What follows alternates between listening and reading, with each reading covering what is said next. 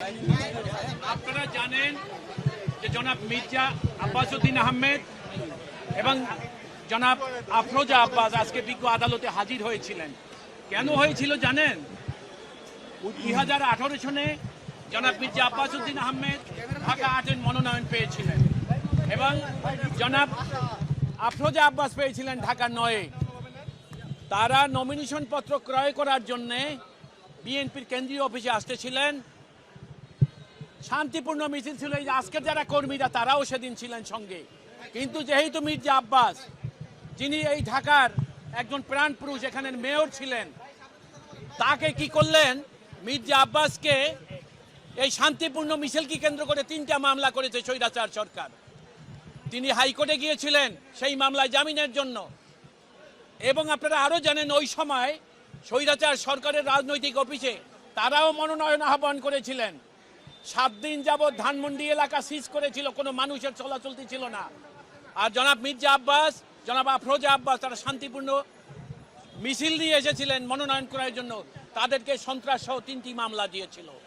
সবটাই দুঃখের বিষয় হলো মহামান্য হাইকোর্টে গিয়ে জামিন পেয়েছেন এবং মহানগর দায়রা জজ আত্মসমর্পণ করেছেন। কিন্তু দুঃখের বিষয় কি জানেন? সেই মহানগর দায়রা জজ তখন আজকে থেকে কাল পরবর্তী তারিখ পর্যন্ত এভাবে 5 বছর তারিখ থেকে তারিখ জামিন বর্ধিত করেছেন। জনাব মির্জা আব্বাস দিনের পর দিন অসুস্থ হয়ে আদালতে এসেছেন, আদালতে এসে অসুস্থ হয়েছেন, এখান থেকে হাসপাতালে গিয়েছেন। কিন্তু ওই বিচারক সরকারের দেওয়া প্রজেক্ট অনুসারে মামলা করার কারণে এবং তাকে সামনে টোপ দিয়েছিল উচ্চ আদালতে নেওয়ার জন্য, সে কারণে মির্জা আব্বাস মামলাই শুধু শিকার হন নাই হয়রানির, এই আদালতে এসেও নানা রকম হয়রানির শিকার তিনি হয়েছিলেন। সেই মামলার পুলিশ চূড়ান্ত রিপোর্ট দিয়েছে, বিজ্ঞ আদালত সেটা গ্রহণ করেছেন। এটাই আমাদের বক্তব্য। আজকে রিপোর্ট করে জনাব মির্জা আব্বাস এবং আফরোজা আব্বাসকে এই মামলার দায় হইতে অব্যাহতি দিয়েছেন।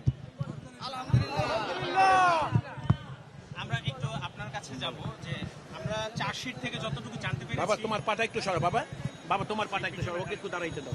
চার্জশিট থেকে যতটুকু জানতে পেরেছি যে সেদিন আপনারা নির্বাচনী প্রচারণার জন্যই আপনারা বের হয়েছিলেন, যেটা স্বাভাবিক একটা রাজনৈতিক অ্যাক্টিভিটি। কিন্তু সেখানে পুলিশ কোনো একটা কারণ দেখিয়ে আপনাদের উপর হামলা চালায়, কিন্তু উল্টো আপনাদের বিরুদ্ধেই সেখানে হামলা ভাঙচুর একটি মামলা করে। তো এই যে 5 বছর বা 6 বছর আপনাদেরকে যে ভিক্টিমাইজ করা হলো, রাজনৈতিক প্রতিহিংসার শিকার করা হলো, এ বিষয়ে আসলে আপনাদের মন্তব্য? সংক্ষেপে যদি আমার নেত্রীর কথাই বলি, আমার নেত্রী দেশনেত্রী বেগম খালেদা জিয়া এক কথাই শেষ করে দিয়েছিলেন। যখন একজন সরকারি উপদেষ্টা গিয়েছিলেন ম্যাডামের সাথে দেখা করতে, তখন উনি বলেছিলেন আল্লাহ বিচার করবে, কারোর উপর কোনো প্রতিহিংসা নয়। আমি এক কথা বলতে চাই, আমাদের জীবন থেকে যেভাবে এতগুলো বছর কেড়ে নেওয়া হলো, আমরা দুটি এলাকা থেকে আলাদা আলাদা 8 এলাকা থেকে আমরা আমাদের নমিনেশন পত্র ক্রয় করতে গিয়েছিলাম। স্বাভাবিকভাবেই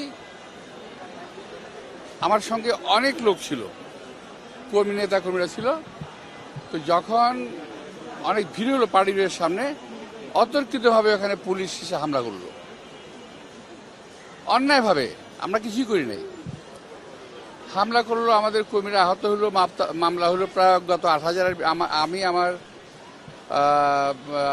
আফরোজা আব্বাস, তারপর রিজভী আহমদ, এদের নামে সহ মোট 8,000 অজ্ঞাত আসামি দিয়ে মামলা করা হলো অনর্থক। এবং এই মামলা দিয়ে আমাদেরকে বছরের পর বছর এই কোর্টে আমাকে আসতে হয়েছে, যেতে হয়েছে, কখনো গ্রেপ্তার হতে হয়েছে। গ্রেপ্তার অবস্থায় আমাদেরকে জেল থেকে আনা হয়েছে এখানে হাজিরা দেওয়ার জন্য, শুধুমাত্র কষ্ট দেওয়া। তো যাই হোক, আল্লাহ অশেষ রহমত, অবস্থা পরিবর্তন ঘটেছে। জজ সাহেবদের মনের অবস্থা ভালো হয়েছে, সাহস হয়েছে। এখন এই মামলা দীর্ঘ পরীক্ষা নিরীক্ষার পর মাননীয় আদালত দেখেছেন যে মামলায় আসলে কিছু নাই। তো অবশেষে আজকে আমাদেরকে খালাস দিয়েছেন। আলহামদুলিল্লাহ, আল্লাহ তাআলার কাছে অনেক শুকর। দেশবাসী যারা আমাদেরকে সমবেদনা জানিয়েছেন তাদের প্রতি অনেক কৃতজ্ঞতা এবং ধন্যবাদ। তো আমি আশা করব বিচার ব্যবস্থা আরও সুন্দর হবে, আরও স্বাভাবিক হবে, আরও গতিশীল হবে।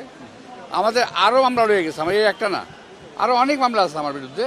আমি আশা করছি এবং আমার এবং আপনাদের বিরুদ্ধে আব্বাসের বিরুদ্ধে যে মামলাগুলো আছে অচিরেই সবগুলো মামলা আমাদেরকে খালাস দেওয়া হবে। আমার এই আবেদন সরকারের কাছেও থাকবে, মাননীয় আদালতের কাছেও থাকবে। আমি সাংবাদিক ভাইরা এত বছর আমি যখন আসি যাই তখন সাংবাদিক ভাইরা কষ্ট করেছিলাম। আমি সাংবাদিক ভাইদেরকে আন্তরিক ধন্যবাদ কৃতজ্ঞতা জানাচ্ছি। এবং আমাদের যে হাজার হাজার নেতাকর্মীর বিরুদ্ধে কিন্তু মামলা রয়ে গেছে এখন পর্যন্ত, অনেক মামলা আছে। আমি সেই সমস্ত সকল মামলার প্রত্যাহার দাবি করছি। সবাইকে ধন্যবাদ।